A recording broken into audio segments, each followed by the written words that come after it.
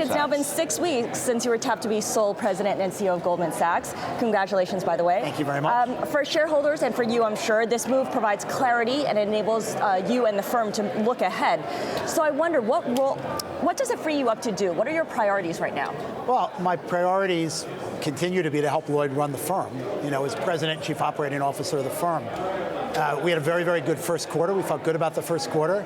But as I think you know, because we've talked about it publicly, we're focused on our growth initiatives, a $5 billion growth plan, and we're focused on our client franchise and making sure, in this environment where there's opportunities to help and support our clients, that we're executing extremely well. So yes, a change in our process and the way that process goes forward, but continue to focus on the same things: our clients, our business, our people. How does it feel to be the chosen one? Well, as Lloyd said on television a couple of weeks ago, I'm his fourth COO. So, I don't, who knows what I'm chosen for, but I'm the fourth COO, and, I'm excited to continue to work with Lloyd and the rest of the leadership team, help the firm move forward.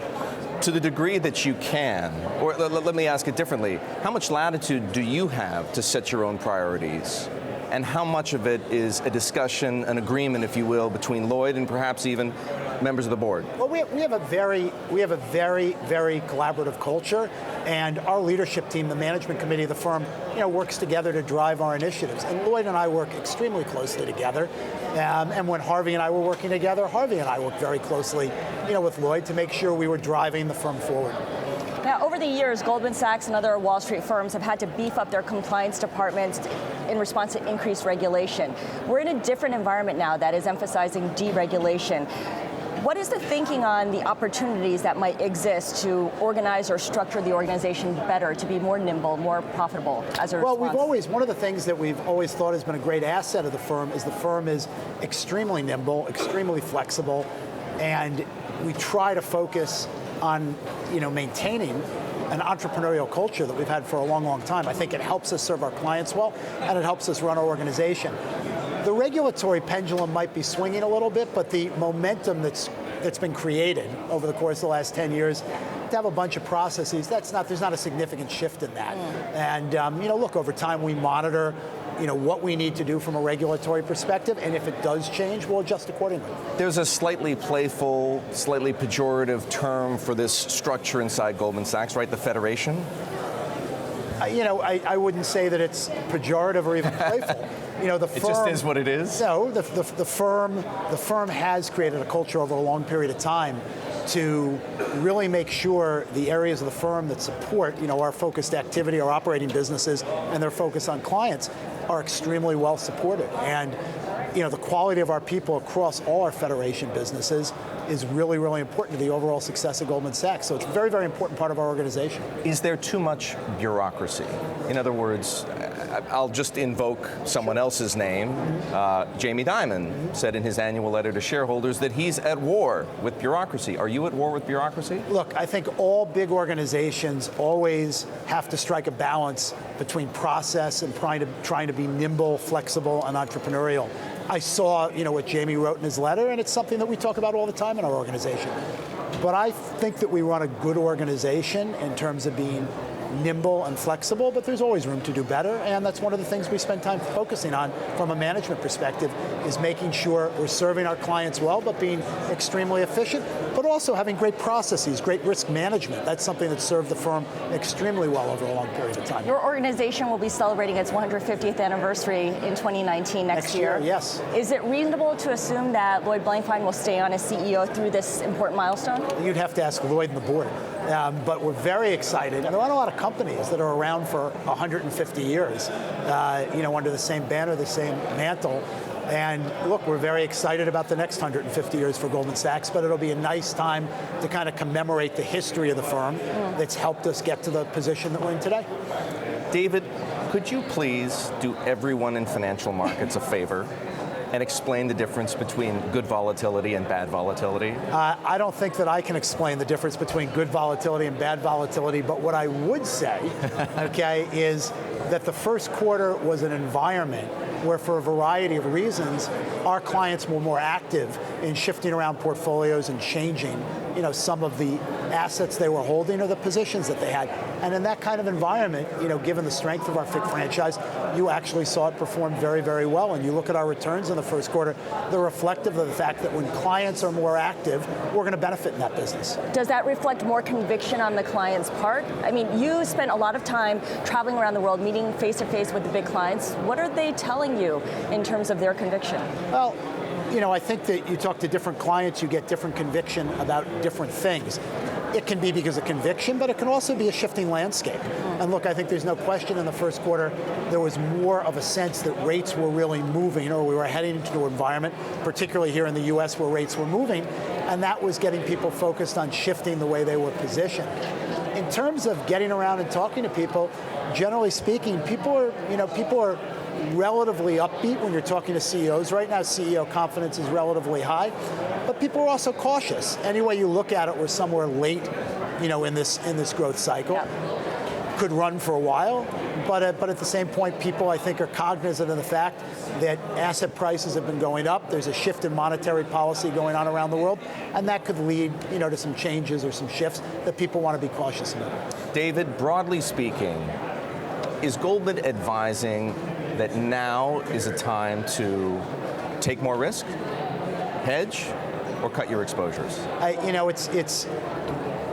You ask the question in a way as though there's a black and white answer. What asset class, how is the client positioned? Look, I'd say it's a time to be cognizant of the fact that we've had a cycle that's run for a long time and the environment is changing, maybe normalizing. The cycle could run for a number of years, from here. Growth feels pretty correlated at the moment, but there's certainly things that can disrupt it in some way, shape, or form. And so, I think people need to be nimble but cautious, but you've got to participate as an investor. You have to be invested. You can't sit on the sidelines. How important, in your opinion, is the 3% threshold in the 10-year Treasury?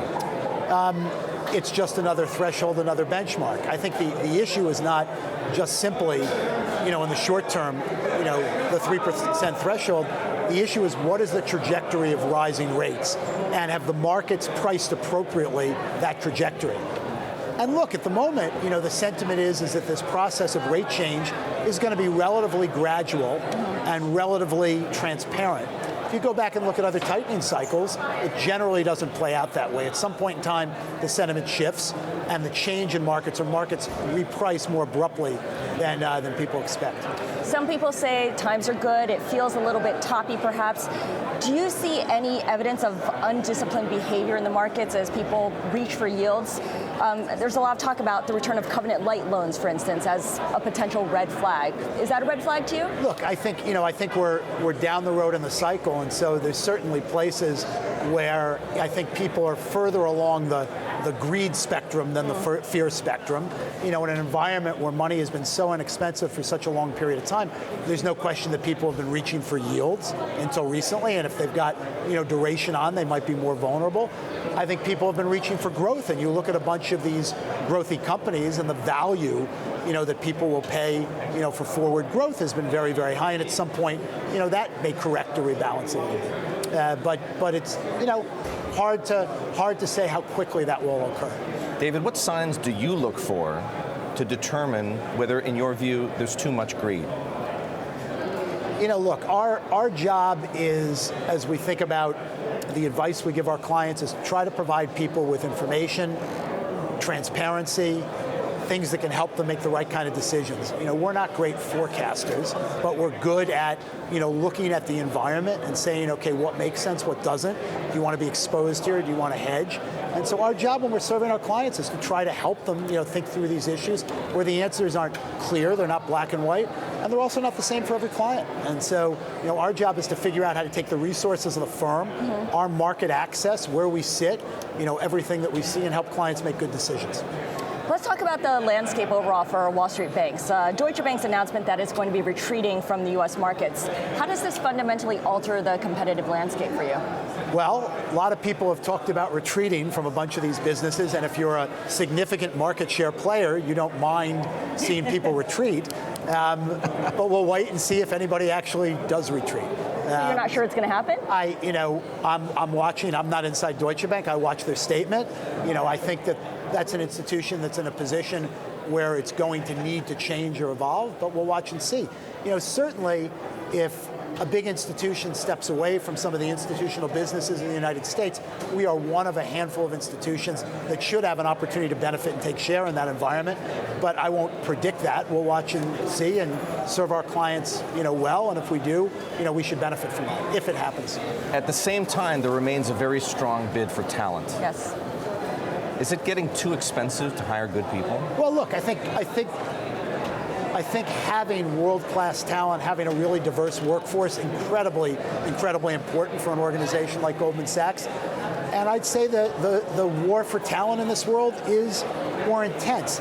I think more intense than ever? Not more intense than ever, but it's intense because the world is much more transparent and people have much more mobility and people can be connected to all different things. And so I go back to 30 years ago when I started in the business, 35 years ago now, and people got in their lane and you worked the talent universe that was in your lane.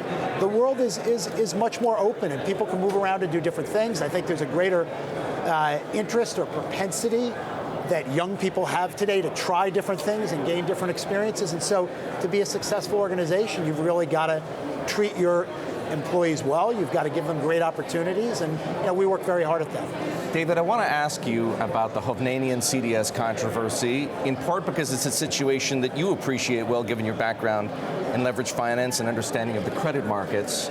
This, of course, is the one that involves Blackstone on the one side, or the GSO credit business of Blackstone on the one side, and principally Solis, a hedge fund, on the other side. How important is the outcome of that trade? Look, the thing, first of all, we're a market maker, a market intermediary with clients in a situation like that. And a thing I think that's important is it raises questions about market process and market procedure. In the CDS market, there's been some press recently about having that resolved or having more clarity around that. And what I think is important for all markets is there's transparency and clarity around how market structure works. And so what I think is important, in this situation is that as it gets resolved and it plays out, people have a better or a clear understanding of how credit events or credit defaults, work and what the parameters and the rules of the road are. In principle, should it be possible to engineer a default? Is that what the CDS market was designed for? In principle, what should happen is everybody should be on the same page and there should be clarity and transparency around how these contracts work. And that's important for market structure, and that's what I think when this is all over, that'll be the most important thing that comes out of this. Can there be transparency around a manufactured credit event? There can be transparency around what is a credit event, how credit events work, and what conditions need to be present for credit events. Yes, I think there can be transparency around that. And look, as markets evolve and market structure evolves, things need to be looked at through that lens. The statement that the CFTC issued last week spoke specifically to the integrity of the CDS market. In your mind, is that what's at stake here? Well, I mean, that's what I'm saying by saying it's important for markets to have integrity. People need to be clear on the structure and the way the contracts work. And so I would agree with that statement. It's important for all markets to have integrity.